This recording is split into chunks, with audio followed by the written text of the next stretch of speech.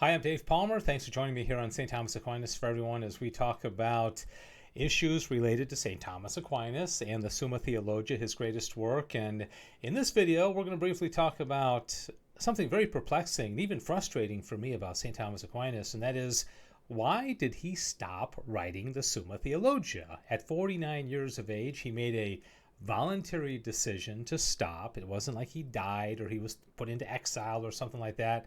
He decided he was done, okay? And so we're going to talk about that, and I have a reason at the end of the video that I'll share with you about why I think God allowed it to happen. I don't always agree with Thomas's reasoning, but I certainly don't want to disagree with God.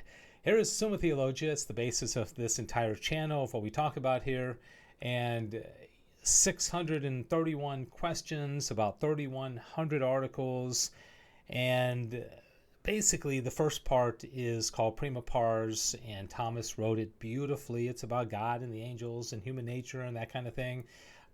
Prima Secunda, the second part he finished. Secunda Secundae, he finished the second part of the second part, and then he gets into the third part towards the end of his life, at least the life that he lived.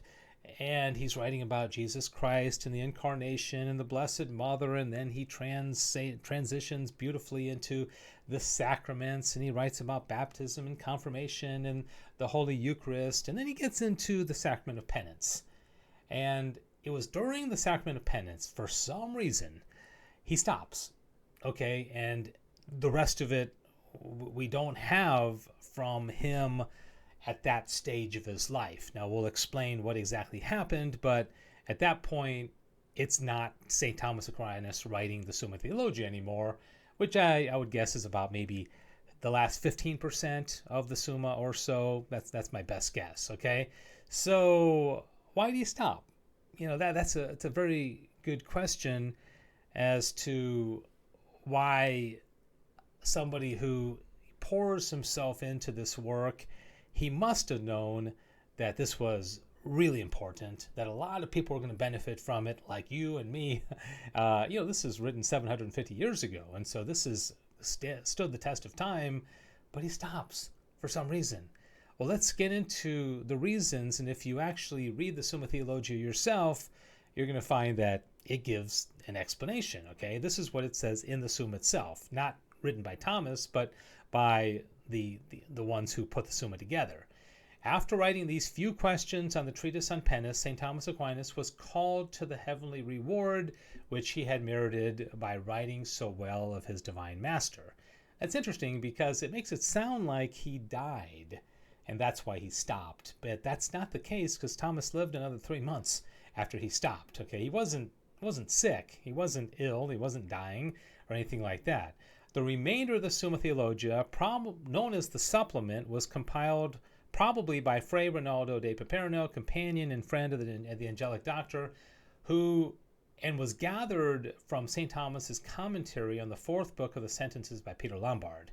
Now get this commentary was written in the years 1235 to 1253, okay, so a period of almost 20 years, while St. Thomas Aquinas was under the 30 years of age.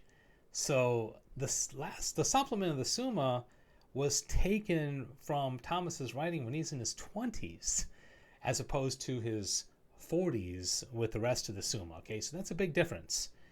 Everywhere it reveals the influence of him whom St. Thomas always called the Master, who is Peter Lombard. Okay, it goes on, but that influence was not always to be supreme, that the mind of the Angelic Doctor moved forward to positions which directly contradicted the Master may be seen by any student of the Summa Theologica. The compiler of the supplement, Fra Rinaldo de Piperno, was evidently well acquainted with the commentary on the sentences, which had been in circulation for some 20 years or more, but it is probable that he was badly acquainted with the Summa Theologica. Isn't that interesting? So the very person who goes back into the St. Thomas Aquinas' writings when he's in his 20s, commentary on the sentences of Peter Lombard, wasn't familiar with the Summa. Now, it's somewhat understandable because the Summa wasn't finished yet, and so he probably was just being respectful, and Thomas was still writing it, and he hadn't been reading it yet, but he wasn't familiar really that much with what St. Thomas Aquinas had already written, other than what he had written 20 years previous in his commentaries on the sentences of Peter Lombard. This will be realized and must be borne in mind when we read the supplement, notably, and then he gives some references there. So I think this is places where the supplement seems to somewhat contradict perhaps other parts of the Summa Theologica, which is a little disturbing, okay? What we do know is that there's a historical record. A lot of different sources have said, what exactly happened? Why did St. Thomas Aquinas stop writing? All right, one source I trust a lot is Catholic Answers out of San Diego, and this is off of one of their forums. They said on the Feast of St. Nicholas in 1273, which, by the way, was December 6th that year, St. Thomas Aquinas was celebrating Mass when he received a revelation that so affected him that he wrote and dictated no more, leaving his great work, the Summa Theologica, unfinished. To Brother Reginald's expostulations, he replied, "The end of my labors has come, and all that I have written appears to be as so much straw after the things that have been revealed to me." When later asked by Reginald to return to writing, Aquinas said, "I can write no more. I have seen things that make my writings like straw." So this is what Catholic Answers reports happened, and you're going to see there's a lot of consistency about this, that basically Thomas had a vision, okay? He was known to adore the Lord and the Blessed Sacrament often. He saw something, he experienced something that made writing kind of meaningless to him, okay? So he stopped. Now there's another organization called America, the Jesuit Review. Okay, I don't trust them as much as I do Catholic Answers, but my point here is that you're getting basically the same story from a lot of different sources. They say on the Feast of St. Nicholas in the year 1273, as Thomas turned back to his work after Holy Mass, he was strangely altered. He remained steadily silent. He did not write. He dictated nothing. He laid aside the Summa Theologica on which he had been working. Abruptly, in the middle of the treatise on the Sacrament of Penance, he stopped writing. Reginald, his friend, asks him, troubled, "Father, how can you want to stop such a great work?" Thomas answers only, "I can write no more." Reginald of Paperno seriously believed that his master and friend might have become mentally ill through his overwhelming burden of work. Now that's a new one. I hadn't heard that before. After a long while, he asks and urges once again. Thomas gives the answer. "Reginald, I can write no more. All that I have hitherto written seems to me nothing but straw." So there's agreement between Catholic Answers and American Magazine. Reginald is stunned by his reply. Okay, I think we all are. So Thomas stops. He had some kind of vision, that's very clear, and he decides that he is going to write no more. Now, the question is, was that the best thing to do? Because maybe for him personally, writing no longer seemed to be of any benefit to him personally.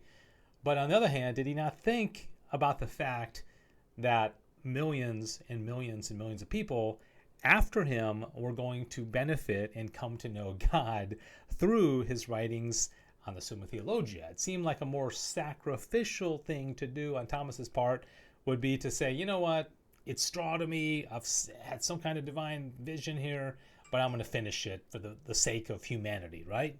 So why? That's the big question. Why in the world did he do that? Let me give you one guess as to why I think maybe God allowed him to not finish. Because a lot of us, myself included, love to study about God. We like to learn about God. We want to know the proofs. We want to know the attributes. And so it becomes book knowledge. It becomes head knowledge. All right? St. Thomas Aquinas had a personal experience with Jesus Christ. And so maybe, just maybe, those of us that are reading the Summa and enjoying the Summa need to tap the brake at the end and say, you know what, it's all great and wonderful to be studying God and learning about God and the virtues and the laws and grace and all that kind of stuff. But it doesn't end there, okay? It ends with an actual encounter with Jesus Christ. And that's exactly what happened with St. Thomas Aquinas. So I think perhaps it was very providential that we have a little bit of a letdown, a disappointment at the end, and say, you know what, it's not just about reading about God, it's experiencing him. And that's exactly what happened to St. Thomas Aquinas. God bless you.